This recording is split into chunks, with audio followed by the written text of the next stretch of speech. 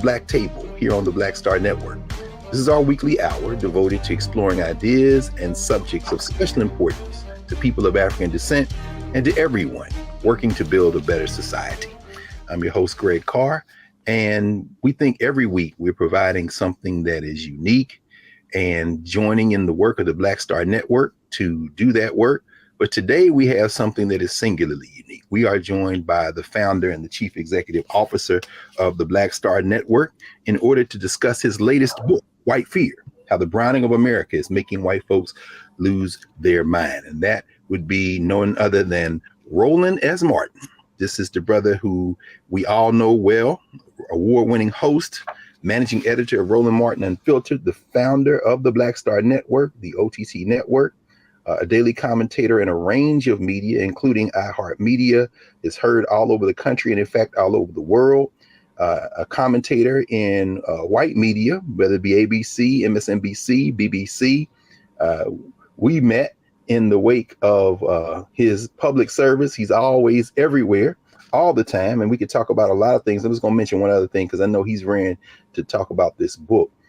He's a member of the Texas A&M University Journalist Ring of Honor, an inductee to the National Association of Black Journalists Hall of Fame. And in 2022, he was nominated and became a fellow of the Society of Professional Journalists. I should also mention that he is a professor, has been a scholar in residence at Fisk University, soon to be joined by Talladega University, has spoken at a number of HBCUs, including many commencements. And of course, he is a member of Alpha Phi Alpha, the oldest and the coldest. Welcome to your network and to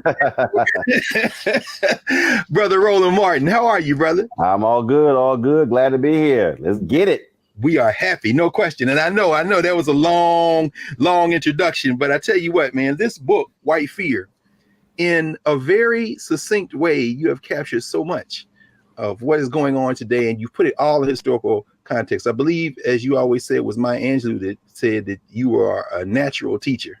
Yeah. And this book is a teaching text, brother. So if you don't mind, maybe we can start with this, because you're constantly processing, and we'll talk a little bit later about how you deconstruct major issues for folk on a daily basis.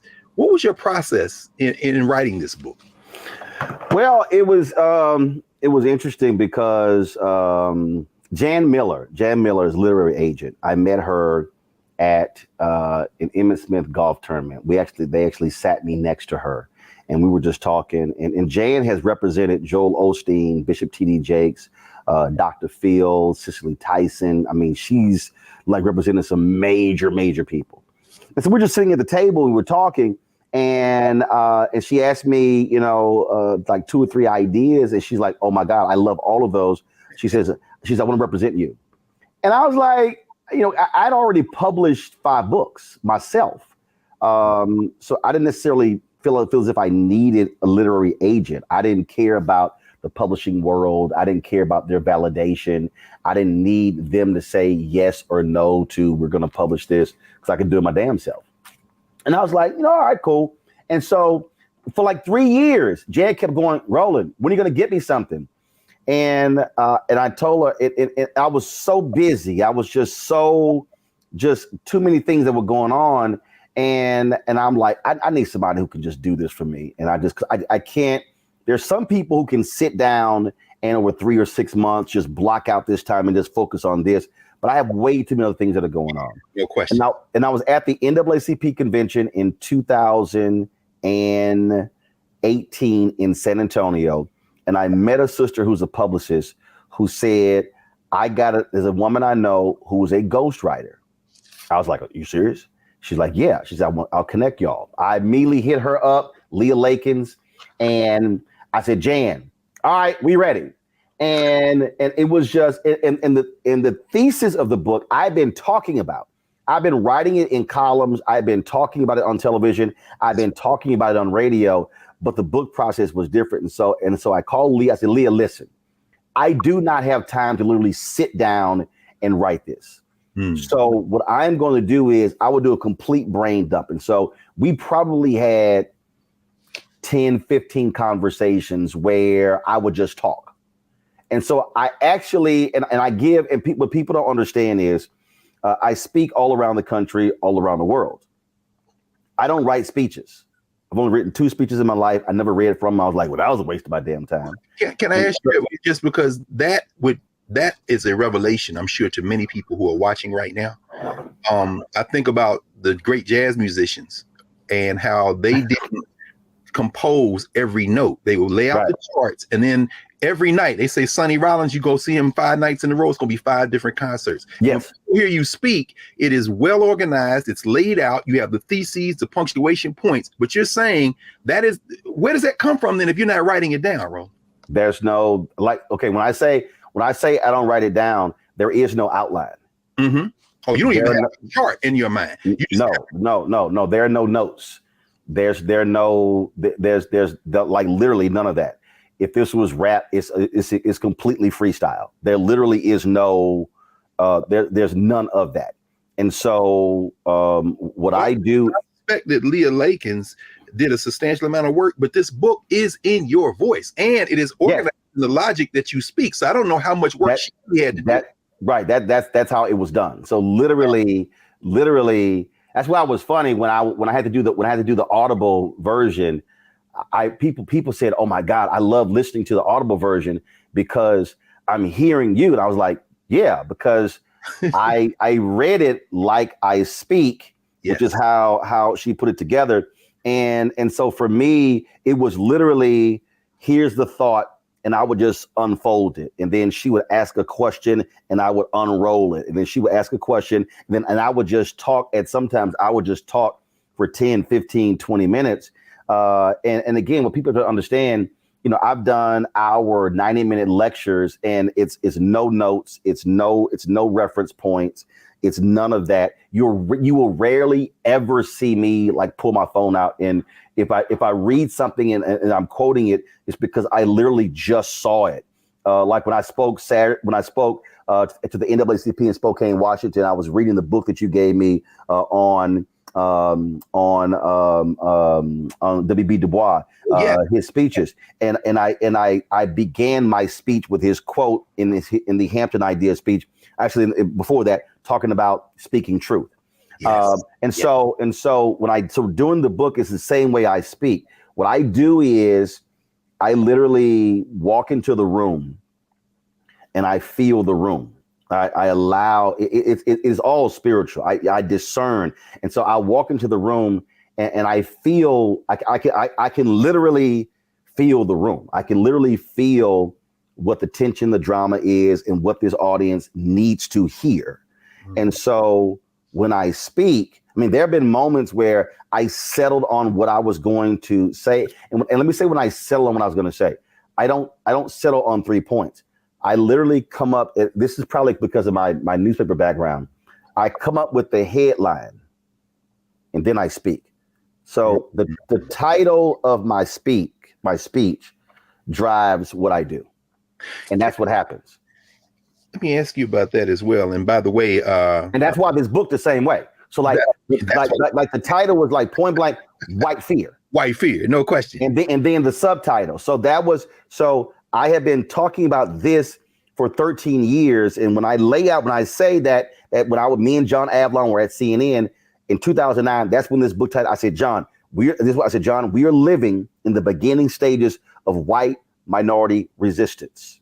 Yes. I said, and it's white fear. And so that's what drove it. So that's why it was no stretch to figure out what to call this. It was like, boom, here it is. And then when January 6th happened, because like every time, here's what was crazy. They kept pushing it back. And I kept saying, listen, y'all, white people are going to keep losing their minds. So at some point, we're going to have to publish this book because you can't just keep waiting. It was like Charlottesville. And it was like the next thing. And then when January 6th happened out and they kept pushing the deadline back, I said, you can't push it back further because I actually wanted the book to be out before the election. Actually, I wanted to be out at the beginning of 2020. And it was like something else happened. So we went back and had to change some stuff. And then when January 6th happened, I never forget, I was in Atlanta. There was a day after Warnock and Ossoff won the runoff. I was in a restaurant. I was with the Warnock campaign celebrating the win. And I was watching it unfold on television. And I was standing there and I was smiling. And somebody's like, man, why are you smiling? I said, oh, I'm smiling. I said, because now the rest of the world now gets to understand what black people have been talking about. I said, this is white fear. And so that's why that image is from January 6th. Yes. And the image you see right here is a white man with his arms outstretched like he's Jesus. And what he's saying, his head back, he's saying, all of this is ours. Is ours. No question. No So question. all of that. So, and again, because I'm an old newspaper guy, so for me, the image and the headline and the subhead, they all have to flow together. So when you see it, you know exactly what I'm talking about. And maybe we can pick this up after the first break, but I do want to ask you now, maybe you can get a minute or two on this. You pioneered the use of the word lie in broadcast media. I remember when you were at TV1, you saying they won't call him a lie, won't call him that. Now you pick up the New York Times, the Washington Post, the word lie around Donald Trump. So my question really is, as white fear has this book emerged, what changed, Roland? What changed? Oh, and what changed was the one saying it. They could not. They could look. The default of mainstream white media is to give people the benefit of the doubt. It's to speak in these non-human, we don't want to, we don't want to, shade it. We don't want to take sides. No. Truth is truth. I mean, again, let me just, it just resonated. And this is real simple. This is literally what Du Bois said. For in the world, this alone is necessary. That if a man speak and act, he speak and act the truth and not a lie. Yes, sir. Yes. That's from the Hampton Ideas speech, 1906. Yes, sir. That's succinct. And so the problem is mainstream white media does not want to apply real life. If I came home at 2 a.m., my daddy, son, where you been? Right. Now I can sit here. My daddy is not going to say, son, you're stretching the truth. He's not going to say, that's a misconception that you are providing to me. He's going to say, why your ass lying? Why you lying?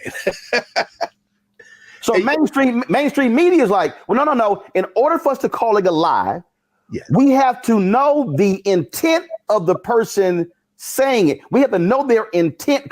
No, if I came home at 2 a.m., my intent is to lie so I don't get my ass whooped. Yes. So daddy know the intent because I'm trying to come up with something to explain why I rolled in at 2 a.m. when I was supposed to be home by midnight. So you call a thing a thing. You call a lie a lie. Yes, sir. Well, we're going to pick up with that right after the break. We are here with the founder and the CEO of the Black Star Network, Roland Martin, who just quoted his father, Reginald Martin Sr., who I know is watching this as we speak. We will come back on the other side of the break here at the Black Table. Back in a moment.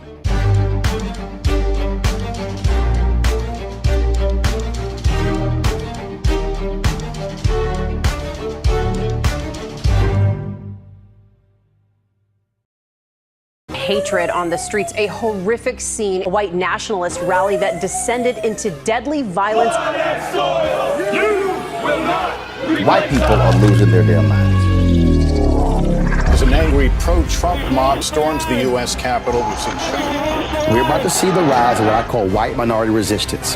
We have seen white folks in this country who simply cannot tolerate black folks voting. I think what we're seeing is the inevitable result of violent denial. This is part of American history. Every time that people of color have made progress, whether real or symbolic, there has been what Carol Anderson at Emory University calls white rage as a backlash. This is the rise of the Proud Boys and the Boogaloo Boys. America, there's going to be more of this. Here's all the Proud Boys, guys. This country is getting increasingly racist in its behaviors and its attitudes because of the fear of white people. The fear that they're taking our jobs, they're taking our resources, they're taking our women. This is white fear.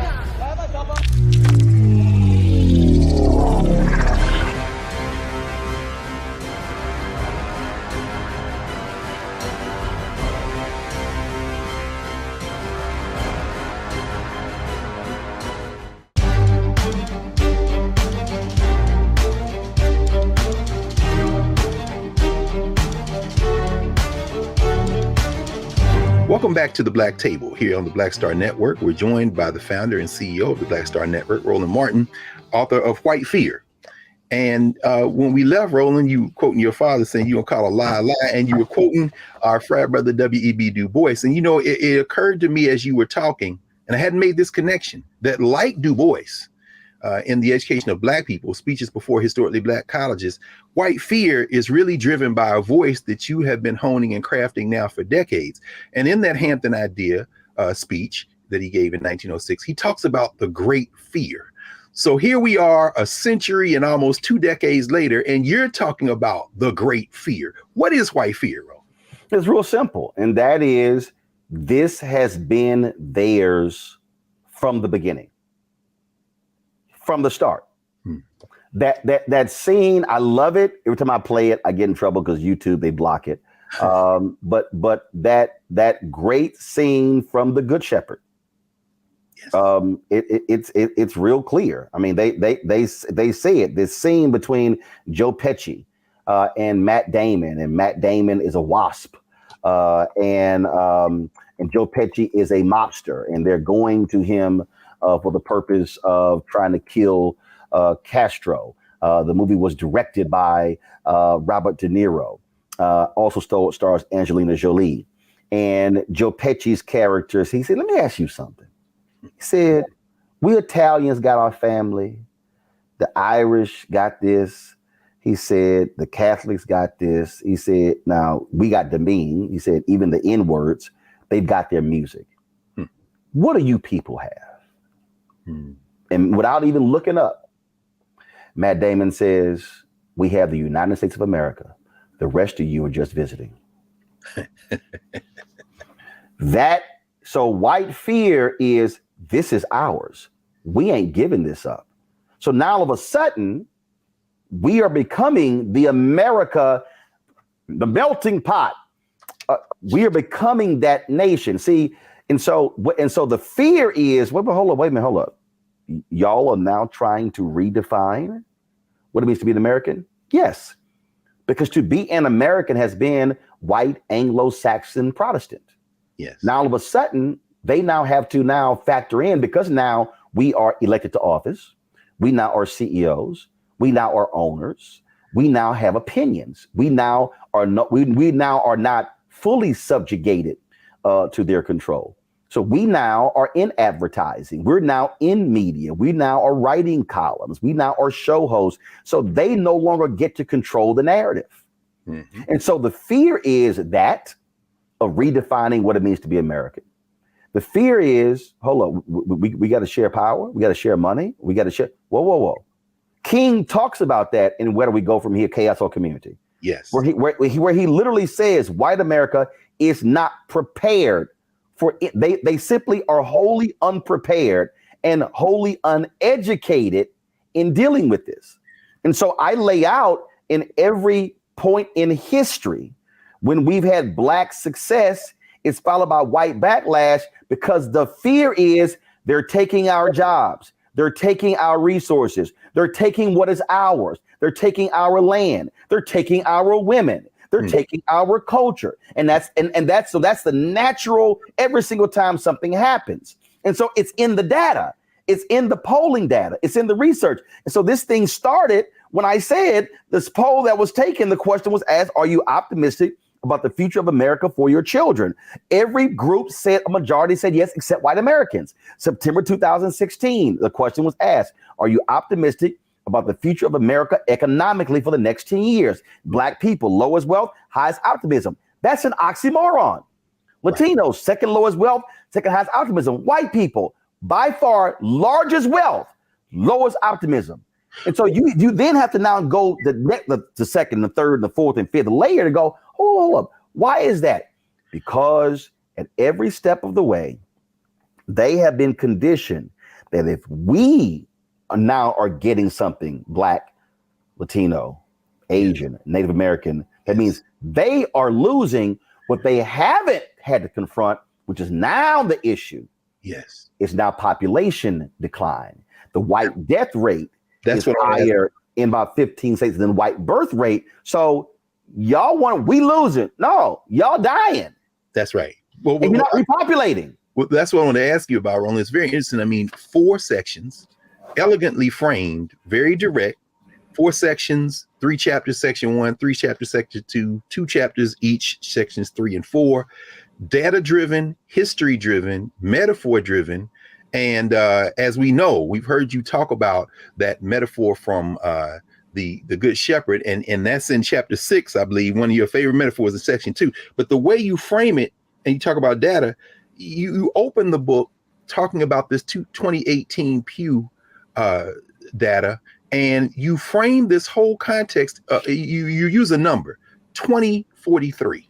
That's it. And would help us understand the significance of that date for you. I never forget 30 years ago, I'm 24 years old, the story comes out, America is going to be a nation, majority people of color in 60, 70 years. People are like, oh man, please, that's so far away, I'm not going to be here.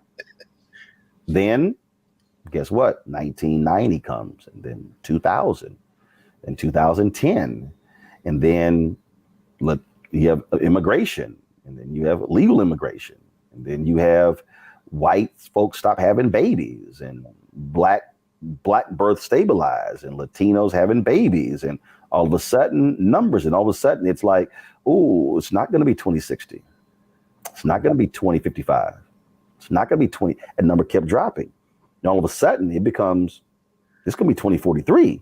So then people kind of like, wait a minute, I might still be here. And now all of a sudden, you now begin to see it.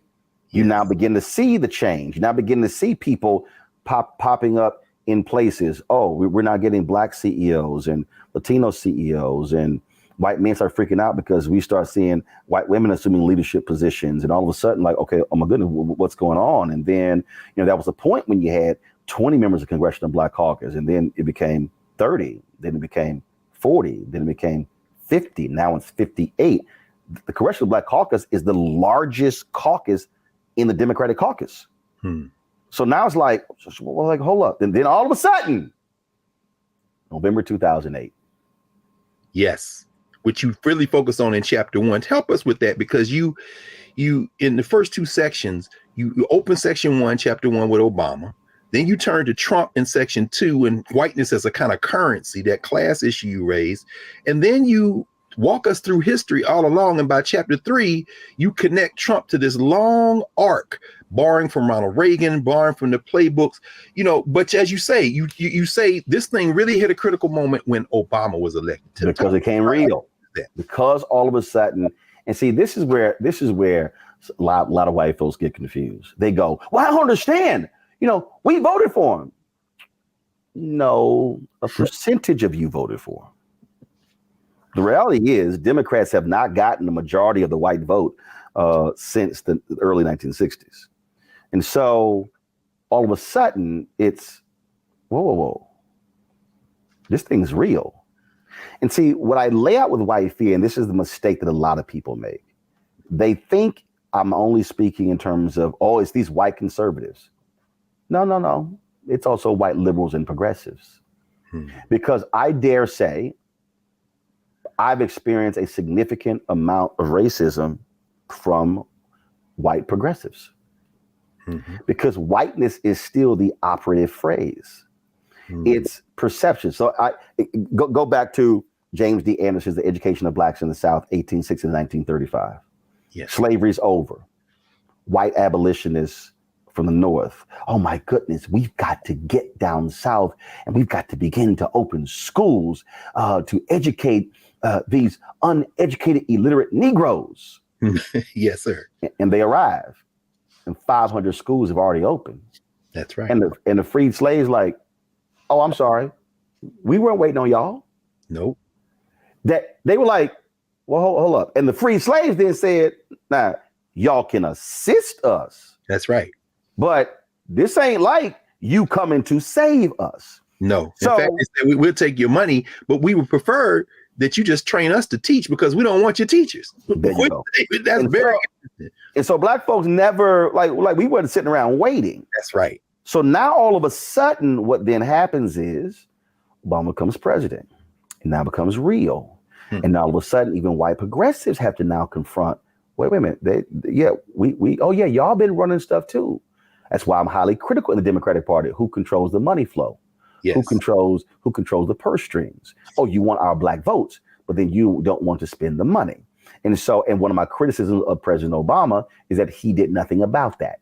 And he allowed that system to actually even get worse because what he did was, because he was black, he did not need the political infrastructure, the sophisticated political infrastructure that's put in place by Reverend Jesse Jackson Sr., Ron Brown, late Dr. Ron Walters, Harold Ickes, and others. And so because he didn't need it, he decimated it, not realizing that he was hurting black candidates during his presidency and after him, because that system that was created, that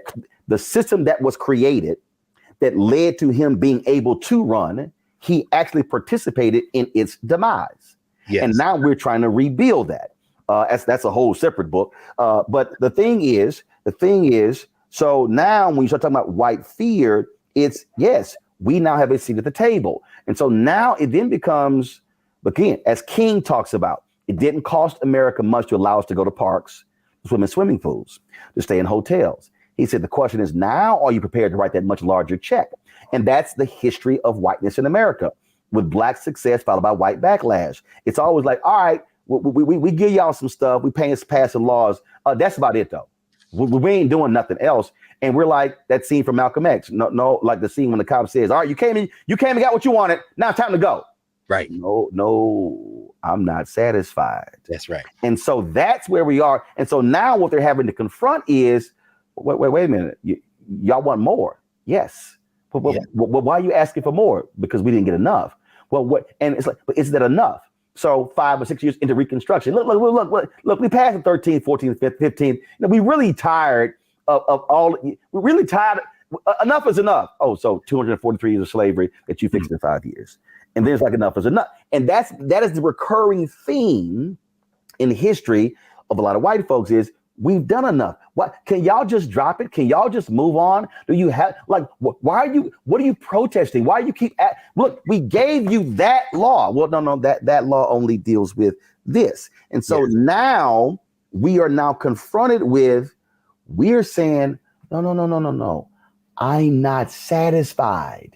And now the backlash is, but you're now taking, you're taking from me. And what about my children? Your children now have to compete.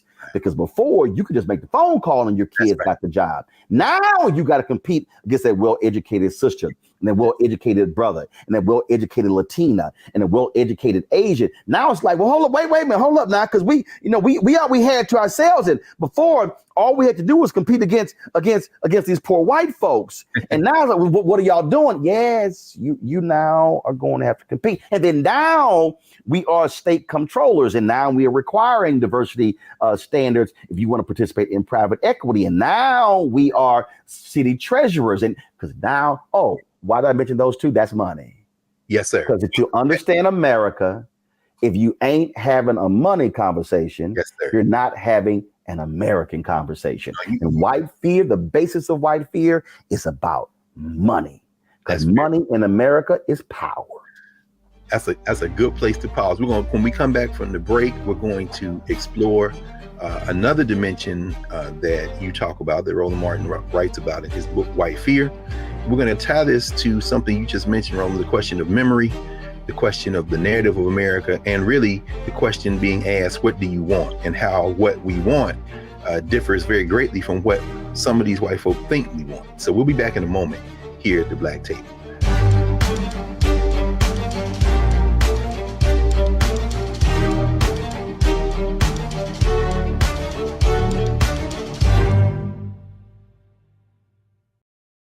When you talk about blackness and what happens in black culture, we're about covering these things that matter to us, speaking to our issues and concerns. This is a genuine people-powered movement. There's a lot of stuff that we're not getting. You get it, and you spread the word. We wish to plead our own cause.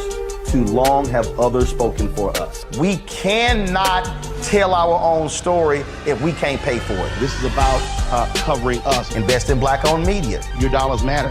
We don't have to keep asking them to cover our stuff. So please support us in what we do, folks. We want to hit 2,000 people, $50 this month, raise $100,000. We're behind 100,000, so we want to hit that. Y'all money makes this possible. Check some money orders. Go to P.O. Box 57196, Washington, D.C. 20037-0196. The Cash App is $RM Unfiltered. PayPal is R Martin Unfiltered. Venmo is RM Unfiltered. Zelle is Roland at RolandSMartin.com.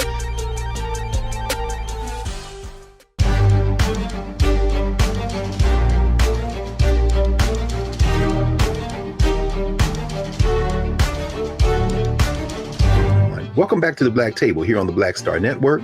Remember to support the Black Star Network. Download the app, subscribe to all of the social media platforms and all of the streaming platforms for this over-the-top network.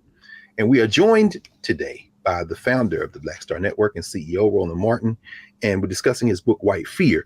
Roland, when we left, you talked about how to understand America, and you talked about money being at the center of this. You know, very interesting. In section 2, you open with a conversation that Toni Morrison had with Charlie Rose, a question where she's trying to help him understand that the objectives of Black people don't clash with the objectives of a different kind of society. And when you talked about white folk having their privileges taken away, it reminds me in section 4, chapter 9, you recount a conversation with George W. Bush around this question of privilege. I'm wondering if you might help us understand not only what some of the white elites are afraid of losing, but also, and this specifically relates to chapter 5, when you talk about history, symbolism, critical race theory, is this also a war for how we even think about America? Because absolutely. Excluded. Please go right ahead. Absolutely. I'll take the second part first, and that is, again, it goes to the redefining of what does it mean to be an American. What does it actually mean to be an American? What does that phrase even mean? I'm an American. What does that mean? What is the basis of that? In his book, I Never Had It Made, Jackie Robinson talks about why he stopped doing the Pledge of Allegiance and saluting the flag and standing for the Star Spangled Banner, because he's like, I know what I endured. I know what you're thinking. And he said that even one African-American doesn't have it made, then I never had it made. And so what Jackie is talking about is the Black collective. What Jackie is saying is, don't talk about how Jackie Robinson has prospered. But if but my brothers and sisters are still being downtrodden, impacted by redlining and racism, then I never had it made. White folks want us to believe that, well, Oprah is a billionaire. Michael Jordan is a billionaire. Look at Tiger Woods. Look at Beyonce. Look at Jay-Z. Look at Chris Rock. And so they go through this. But Chris Rock in his comedy special says, he said, I live in a neighborhood and the only two Black people in my neighborhood are me and Mary J. Blige, and we're the only two entertainers. So what he's saying is, how did all of these other white folks become rich and they're not even entertainers? They're dentists. How they're doctors. How do they, how could y'all afford? Oh, because you're operating economically at a whole different level. And so for us, the only pathway is entertainment or sports. Yes. And so when you start breaking that down, you start understanding how we're then viewed. Now what we're saying is, no, we want to be like y'all.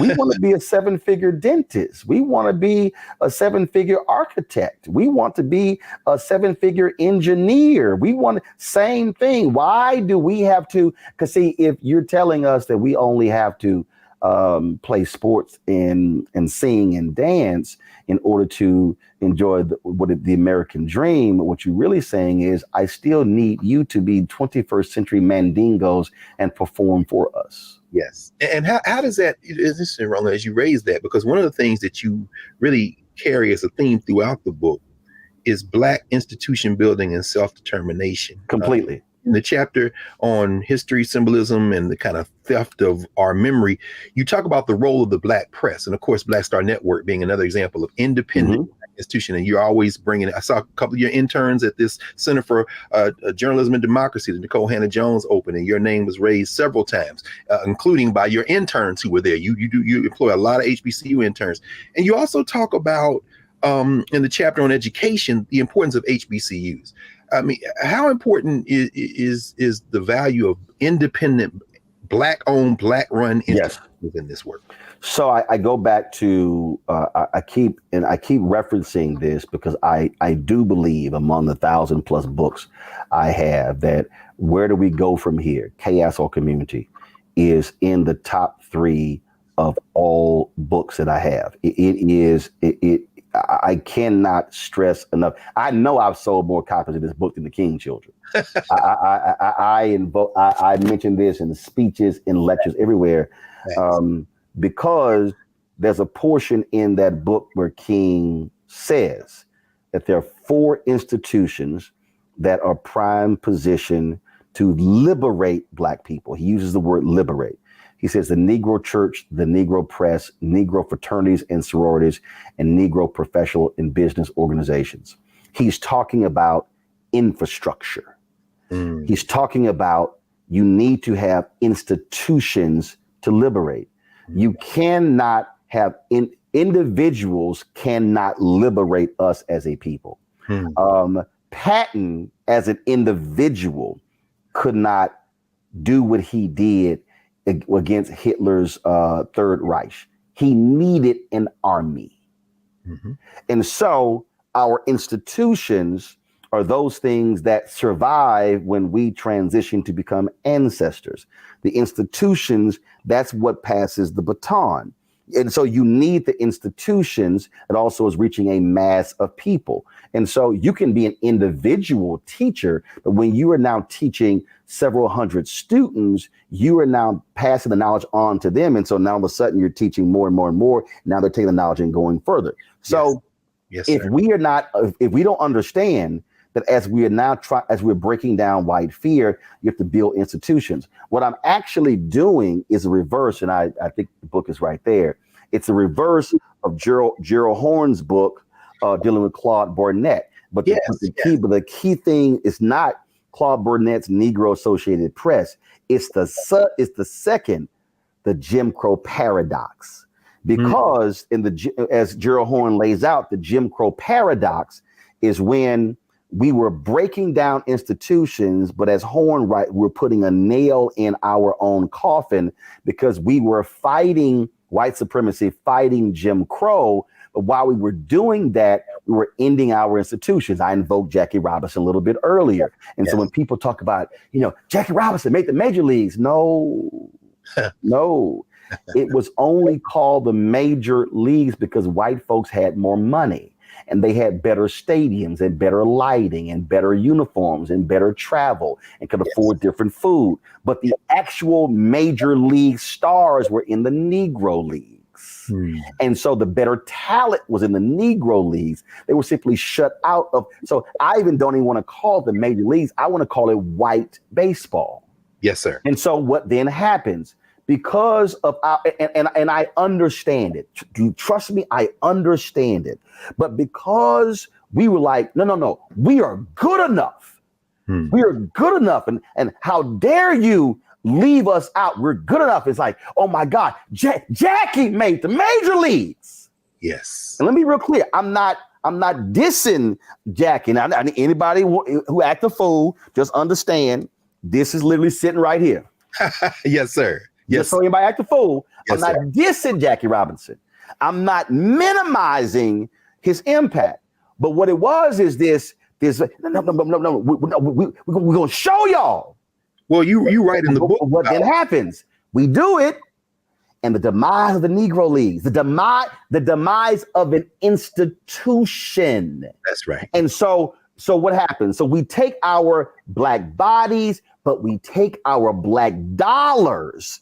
And every Black person in America becomes a Dodgers fan. And so we're filling the stadiums. And so we're overlooking the fact that when Branch Rickey was looking to sign Robinson, he wasn't just looking at Robinson, or he wasn't just looking at Josh Gibson. He wasn't just looking at Satchel Paige.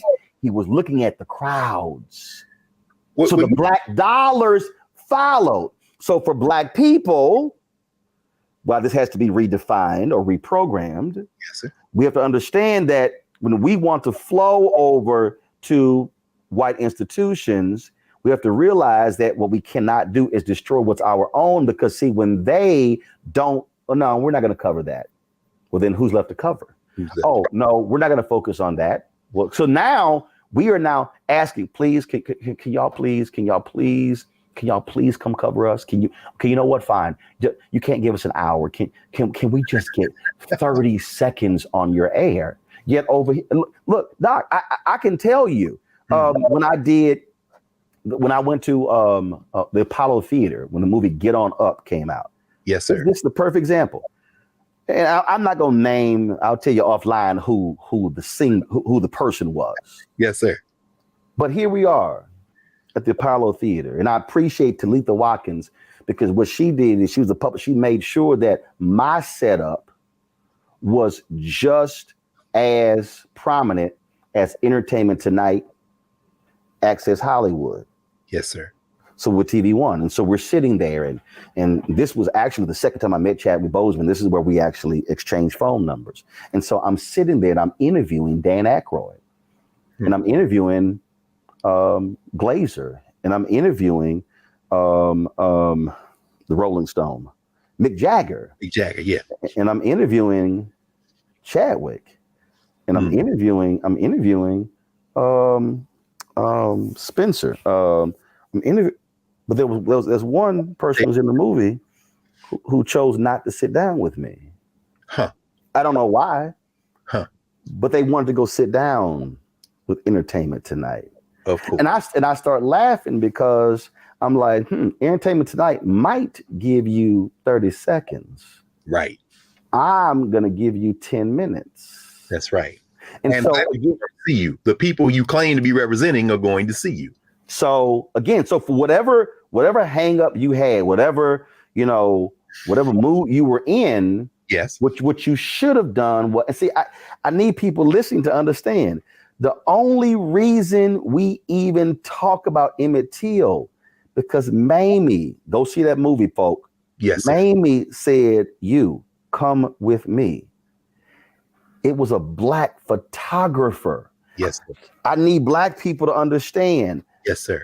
We see that image, that iconic image of Bernice King on the lap of Coretta Scott King at MLK's funeral. But people don't talk about how that happened. They don't understand. Oh my goodness. Monetta Sleep became the first African American to win a Pulitzer Prize for photography. What they don't understand is that the white media employed Jim Crow practices at the funeral. And they said, oh, the press pool, oh, hell no, it's whites only. And there was Lerone Bennett at Ebony and Simeon Booker at Jet, who went to Coretta Scott King, and they said, Mrs. King, they are not going to allow Ebony and Jet and Black media into the press pool in the church. And Coretta Scott King said, please let everyone know, if Ebony and Jet are not allowed in the press pool, there will be no press pool in the church at my husband's funeral. And they let Sleet in, and that's how he was able to shoot the photo, that iconic photo that no white photographer got. And that's what led to the Pulitzer Prize. And so what I'm saying is that's Black institutions where Coretta Scott King did not say, well, the world is covering the funeral of my Martin. And so the Associated Press and UPI and the New York Times and Newsweek and Time and the BBC, they are the majors. Y'all hear my language? Yes, that's the majors. And so, no, she said, no. Because she said she remembered before AP and UPI and Newsweek and Time and New York Times had Martin in the papers, in the magazines, he was in Ebony and Jet. Yes. And so that's institution building. And so I'm marrying those two by saying, as we are confronting white fear, as we are demanding full equity, equality, I'm not satisfied. At the same time, we are not denying Black institutions, because even when we're in those places, they still are going to run and control them. And I'm a last point here, and I don't think when I use the story of Winnie Mandela, I'm at CNN, and they can't find anybody at CNN, all those people who were on air to fly to Birmingham to interview Winnie Mandela. And so John Klein, being president of CNN US, calls me and says, "Hey, Roland, do you want to do this?" Hell yeah, of course. This is Winnie Mandela. This is a freedom fighter. Ain't no Nelson Mandela out of prison as president unless there's a Winnie Mandela fighting on the outside. That's right. And so I go to Birmingham and interview her. And first of all, that was a flirtatious woman. She was flirting with me the whole time. That is her reputation. As a photo, she made me put my arms around her. She looked, "Oh, you cute." She was flirting me. Winnie was a flirt. So it was hilarious. We in a church too. It was too funny. So I interview her, and so we get back, and they go, "Oh, we need to talk to you." Okay. Well, why didn't you ask her about when she was on trial for on trial? And I said, "Yeah." So I said, "Why in the hell y'all didn't go interview her?" Right. I said, I asked her what I wanted to ask her. That's right. They said, "We're not going to run the interview." I went to John Klein. I said, "Hey, man, your folk in Atlanta not going to run an interview. So I need the tape. I'm going to run on my TV1 show this weekend." Now, John was like, "Great. That's great. I got it." We came to DC, transferred, because it was literally on a tape. It was on a tape. Transferred it, aired it in 2 parts on TV1. March 2018, I'm in Memphis preparing for MLK 50, the 50th anniversary of assassination. Winnie Mandela dies. While there, I interview Reverend Jackson. I interview Randall Robinson. I then tell my man Keenan restream the interview. The only reason you or anyone else is able to see me and Winnie Mandela is because I had a Black show on a Black-owned network as an outlet to show it. Yes, sir. That's why I'm talking about we have to be, as we're still breaking down Jim Crow and breaking down this white fear. We cannot forego our Black institutions because they are the ones that are always there with us when we are, because they also are the impetus for fighting and the organs for putting pressure on the white institutions. You cannot have Black institutions that are crumbling while you're trying to break down another system. Absolutely. Thank you for walking us through that, Roland. The importance of institutions, and also teaching the other lessons, such as the importance of owning your material, intellectual property. A lot of lessons being taught today at the Black Table. We're going to come back in a moment with our founder and CEO of the Black Star Network, Roland Martin, discussing his book, White Fear, How the Browning of America is Making White Folks Lose Their Minds, here at the Black Table on the Black Star Network. Back in a moment.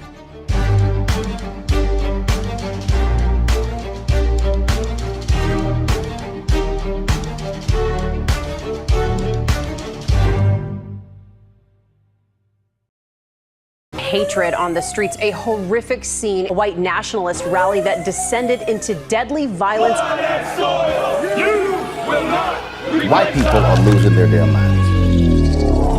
As an angry pro-Trump mob storms the U.S. Capitol, we've seen We're about to see the rise of what I call white minority resistance. We have seen white folks in this country who simply cannot tolerate Black folks voting. I think what we're seeing is the inevitable result of violent denial. This is part of American history. Every time that people of color have made progress, whether real or symbolic, there has been what Carol Anderson at Emory University calls white rage as a backlash. This is the rise of the Proud Boys and the Boogaloo Boys. America, there's going to be more of this. Here's all the Proud Boys, guys. This country is getting increasingly racist in its behaviors and its attitudes because of the fear of white people. The fear that they're taking our jobs, they're taking our resources, they're taking our women. This is white fear.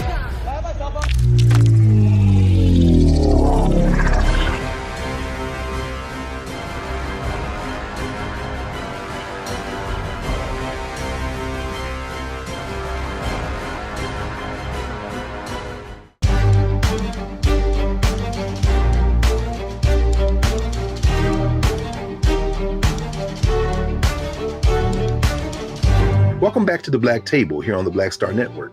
Don't forget to support the Black Star Network in every form. Download the app and stay tuned for shows which run 24 hours a day, 7 days a week, including this one, the Black Table. Roland, you propose a number of solutions in this book And maybe we could spend the last 4 or 5 minutes talking about a couple of things if you want to mention them. I'll just throw a couple out and you can obviously take it however you want to take it.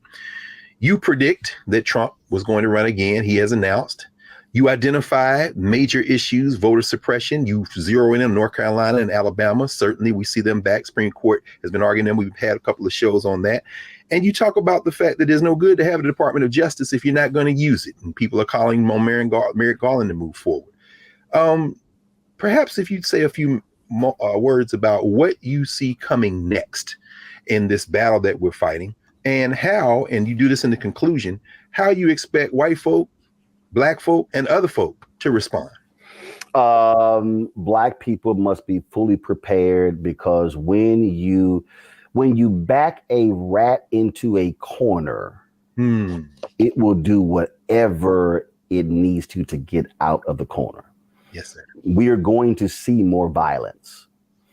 We're going to see more vitriol, because as each day passes, it is a nail in that coffin.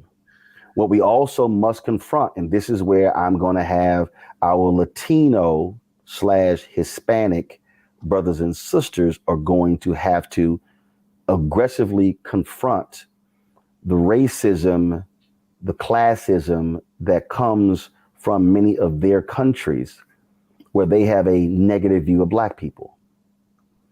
We're going to have to deal with white Hispanics identifying with whiteness in America, so therefore aligning with white nationalism. Now, that is going to be a very difficult subject for a lot of people, because it is going to force them to confront the realities of that white racism that emanates from the countries. And so not everyone that calls themselves brown is brown. That's going to be real. It's going to be real. And so what also is going to be happening is you're going to see, again, folks are going to fight back, which means that when you are in a war, you must be on war footing. You must be preparing for war, which is why I say we need to be fortifying our children educationally. What we cannot do is be in a war, and then all of a sudden we are approaching 2043 and the demographic numbers are changing, and our education levels are are abysmal. We've got to ensure that our kids are up to par. I want us to return to that day of educational fervor that existed post slavery, that existed during Jim Crow, when you had black families that had 20 kids and mama and daddy never got past the 3rd grade, but all 20 kids graduated from college. Like what was that? But you had and black people, and they never made more than $10,000. They were broke, but they said, no. Y'all going to see, it was a fervor. Yes, I need that to happen. I need us to truly understand collective power.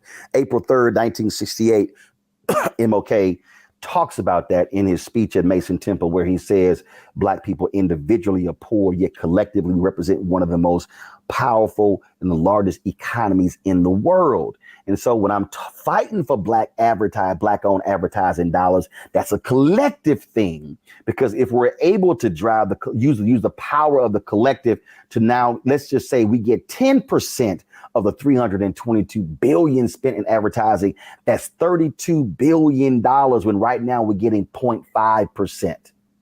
You talk about on the federal level, we're getting that $560 billion is being spent on federal contracts, yet we're getting 1.67%, $9 billion of the $560 billion. Imagine if we go from $9 billion to $56 billion. This is where I battle with folks who stand and fight for reparations. And I make clear, I can make the intellectual argument, I can make the philosophical, the economic argument as well. But what I'm also looking at is who's fighting for the existing money versus the hypothetical money. Yes, sir. See, so I'm like, yo, fight, you do what you do. Yes. But somebody over here has to be applying pressure to the system and say, no, it's $560 billion right now the federal government is spending. Yes, sir. Where's our fair share? Where's our fair share in advertising? Where's our fair share in the states, in the county, in the city, in the school district? And what? See, again, it's understanding when you're in a war, you don't fight on one front.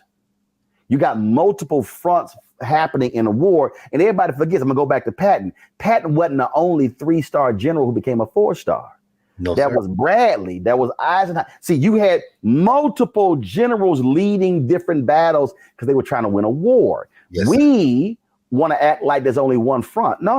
Go do you. And I'm not going to go do you, but over here, this is the front that I'm fighting. So that's what I need people to understand what we're doing, where we're trying to go, and what is required. And I need white people. I need white people to be listening to Jane Elliott and Tim Wise and confronting their whiteness in church, in their families. They have work to do. It's not just on us. King said, I'm leading my people into a burning house. Well, guess what? We can't always be the firefighter because sometimes we're not at that house when it's burning.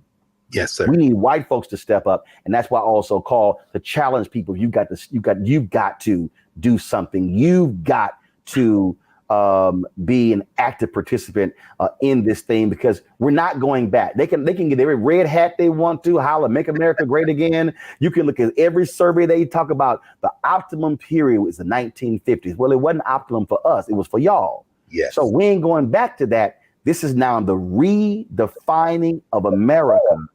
And now that we're going to have to confront what that means, it's war. Absolutely. And we have to be prepared for this educationally, philosophically, spiritually, morally, on every front. Absolutely. Well, I mean, thank you for joining us and for this book, which seems to capture an entire career, an ongoing work of insight. And so White Fear has given us a roadmap to what we have to confront and how to confront it. We want to thank you for spending some time with us here at the Black Table on your Black Star Network. So we appreciate that, brother. Thank you so much. Of course, Brad. Appreciate you, man. We'll be back in a moment to clear the table and prepare for our next session at the Black Table.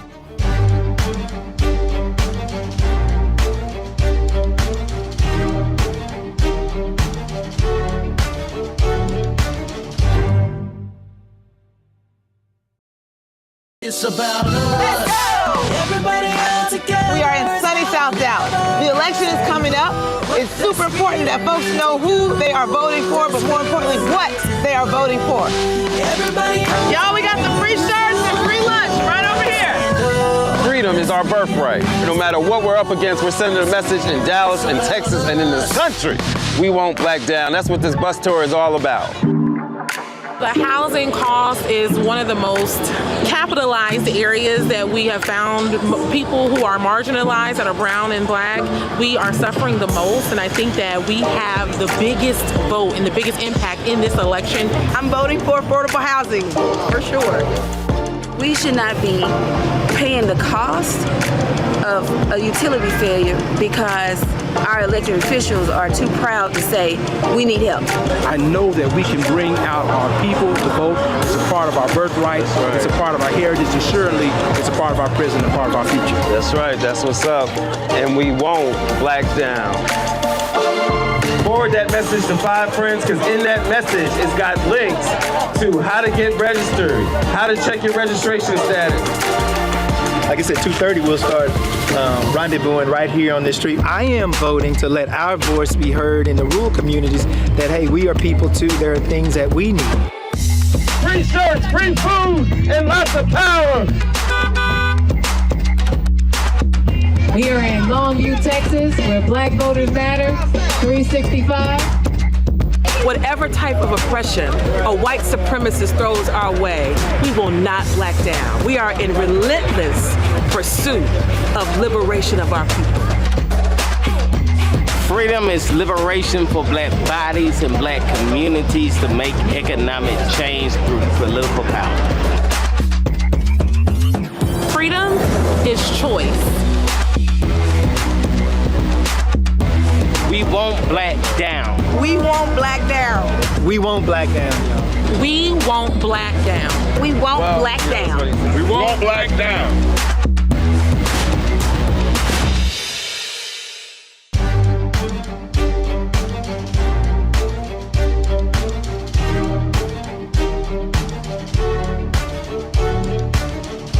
Welcome back to the Black Table.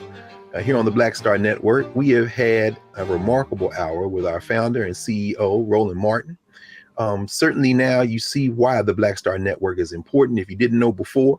And as he made some closing remarks, he evoked several folk who have endorsed this book, which is flying off the bookshelves. He talked about Jane Elliott, and Jane Elliott said, once we get this information in every classroom in the United States, we will all stop seeing race as real and start appreciating it and appreciating all of us as we are.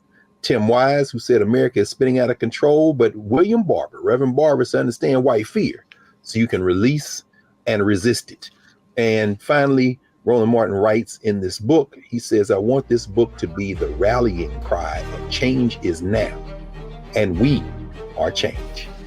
So with that in mind and that ringing in our ears, if you haven't downloaded the Black Star Network app, please do so. Share, tell folk globally, because this network is on the march and you understand the importance of Black-owned, Black-controlled media that is truth-telling. Thank you, Roland, for being with us here on the Black Star Network and the Black Table, and we'll be back next week.